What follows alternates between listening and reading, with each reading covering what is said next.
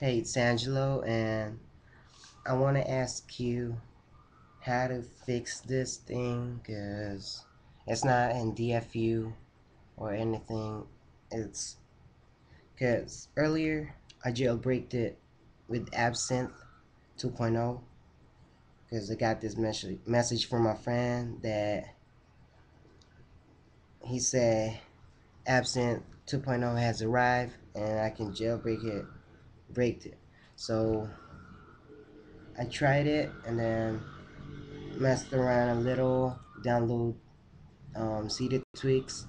Then I found this I found this lock screen, Android Android lock screen, and then somehow I forgot my pattern, and then I connected it to my laptop, and I'm trying to restore it, but I can't restore it.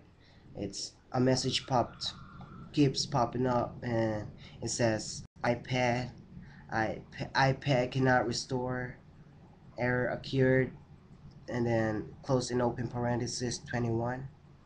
So yeah, and I can't get this thing off. Please help me. And yeah, I hope you can help me.